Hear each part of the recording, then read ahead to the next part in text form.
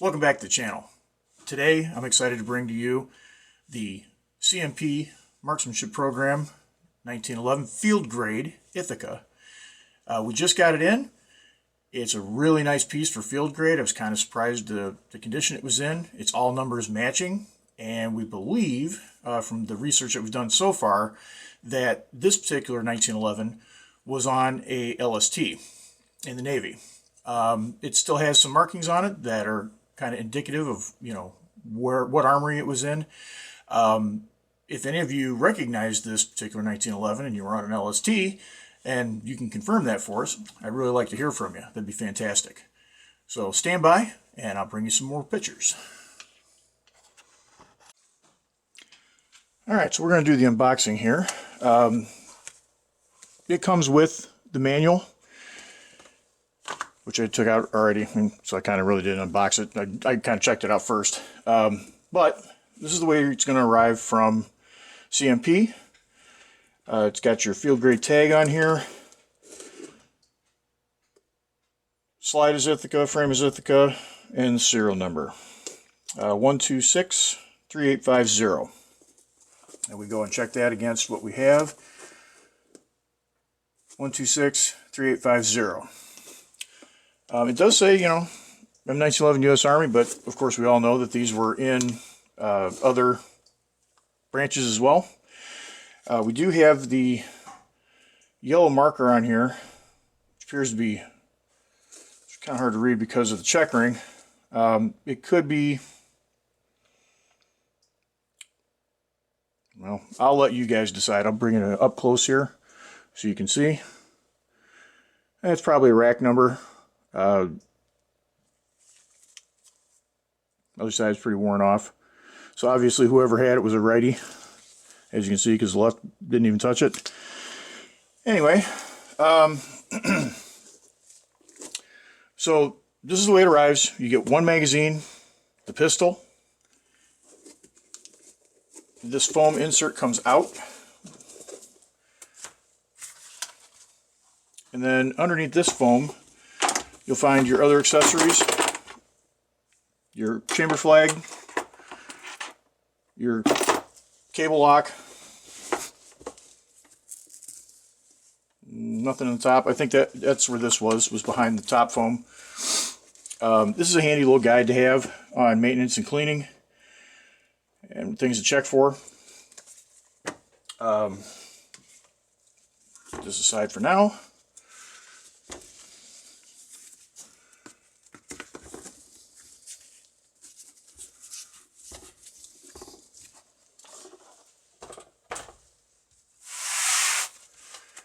That leaves us with the star of the show.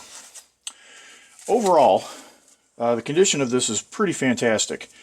We were pleasantly surprised. It does have some wear, which you're going to have. It's field grade. So, but the fact that it's all numbers matching, all the proof marks seem to be what they're supposed to be for this model. The barrel itself is actually in really good condition too. It's got a lot of the bluing still left on there.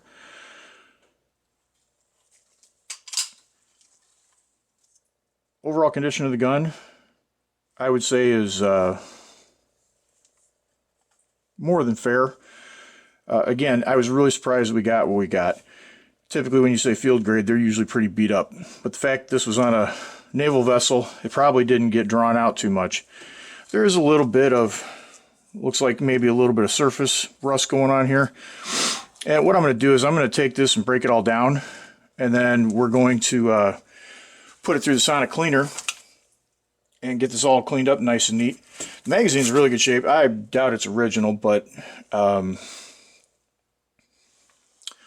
anybody can confirm that, there is the magazine, the base plate,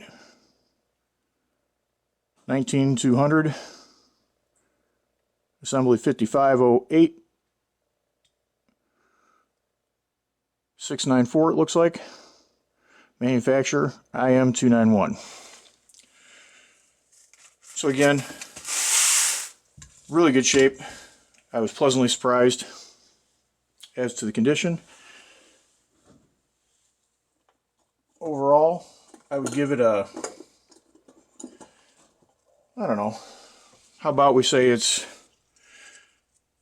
on a 1 to 10 scale, I'd say it's about a good 6 or 7. Which, all things considered, compared to what we could have received, is pretty good, actually. So, not disappointed at all. So what we're going to do is we're going to break this down so that we can get her into the sonic cleaner and really get her cleaned up. So what I'm going to do is, while I'm taking this apart, so we don't violate any of those YouTube rules, total disassembly and reassembly I will do off camera, just so I don't end up getting a violation. But I will show you, once it's torn down, what the condition is of all the parts. And then I will show you the condition after it goes through the sonic cleaner. We're not going to do anything to the overall finish because I don't want to ruin any of the value of the gun with it being its original finish. So this is just going to be a clean, look it over real good, make sure everything's in good working order, and then I'll show you all that, and then we will go from there. Stand by.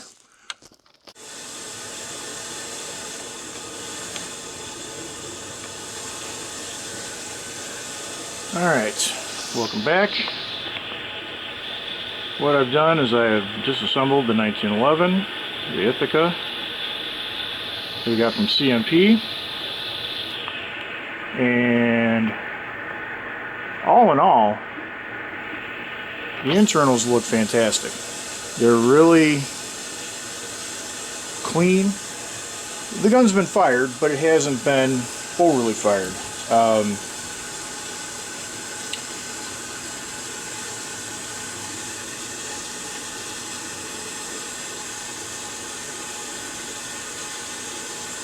Like I said, you know, it's got wear marks, but this is something you'd see normally out of any pistol you fired a few times. Probably several hundred times, but not for very long strings if it was in the Navy, because usually they only pull them out to do qualifications.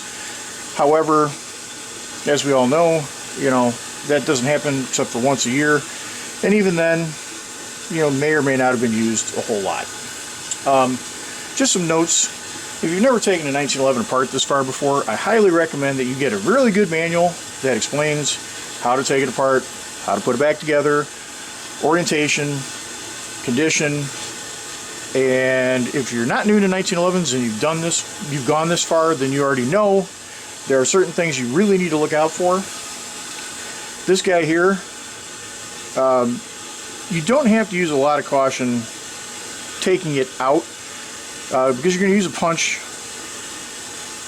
because this normally sits back here. This is your hammer spring, and there is a pin that goes through there, as you can see. There's a spring with this detent in there, and what will happen is if you try to just, you know, you're not going to be able to just push the pin out, but once you drive the pin out, you're going to have your punch in there. Once you have your punch in there, what you want to do is basically have it oriented so that you can grab a hold of it quickly, like this, and then you pull your punch out, and then what that'll do is it'll pop out about that far and it'll stop. There's a lot of tension on that particular spring, so just use caution when removing it. Overall, really easy to disassemble. All the parts would be what you expect for a military grade 1911. It's not a super tight fit like you'd find in, let's say, your Wilson or Nighthawk or any of the other, you know, custom brands. It's just a nice, easy fit. The actual barrel bushing was not hard to get out. Some of these do require you to use a wrench like this one. If you have a tight-fitting barrel bushing, you're going to have one of these. My Springfield is very tight. It was a custom fit bushing, so Springfield did a really nice job on that. But you have to use a wrench to take it out. And it takes some oomph even after you get it turned to get it out of the slide assembly. So, that being said, here we have our parts. All in all, pretty clean. There is some stuff like, where the grips were. You can see a little bit of discoloration. And that's just old lubricant that's collected dirt and whatnot. Most of that's going to clean right up when we put it in the sonic cleaner. So I'm not too worried about it. And I'm sorry about the background noise. I think my hot water heater kicked on there, so it's going to be a little bit noisy for a little bit, and I apologize. But we're going to work through this. Overall, again, the condition internally is fantastic. You don't want to do anything to these to change how they, you don't want to disturb the finish. You don't want to, make this something that is going to ruin the value. Because a lot of guys make the mistake of, oh, hey, I'm going to clean this up real nice and make it look pretty, and then they go get it appraised and find out that what they did was bad. I will say, it's your choice. If you don't ever plan on getting rid of it, do what you want to do. But we're not doing that to this. We are going to leave it in its state, and we're going to figure out how clean we can get it through the normal processes, and we'll go from there. So stand by, and we're going to throw it into the sonic cleaner here in just a second. Okay, so had this little problem with my sonic cleaner. I'll do a follow-up on that. It had a bad switch on the back, and as I was doing the sonic cleaning, I could smell that fine electrical smell that you don't ever want to smell. It in turn burned up the switch and the plug. The cord plugs into the back, the electrical cord. So I'm going to have to fix that, or send it back, get a new one. We'll see how that pans out. But at any rate, so the parts came out, and I would have liked to have done it longer, but again, I had a little bit of an issue. So, but overall, I will say that this thing is really, really clean. Still some slight discoloration in some spots, and a sonic cleaner would have taken care of that had it stayed working, but unfortunately it did not. So here we are. Overall, like I said, the condition, the obviously wear areas of the parkerization. I'm sorry, I did say bluing before. It is parkerized. And, you do still have a little bit of that discoloration here. I could try to work that out with a little bit of oil. I don't want to use anything abrasive because it'll ruin what's left of the finish there. So we'll see what we can do there. But all the internals look really, really good. I mean, there's nothing out of place. The barrel looks fantastic. See if we can get a good shot of that there. Nice and clean. The extractor is tuned properly. It has its nice little bend to it. So when I went to take it out, you had to literally force it out of there, which is good because it means it's got good tension on there.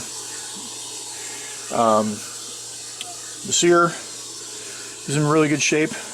One of the things that I do want to mention is, for those of you that have never taken one apart this far, do not bend these fingers that come off of here. These are all crucial to the operation of your 1911. If you start bending these, you're going to mess things up. So do not bend those fingers. Leave them alone.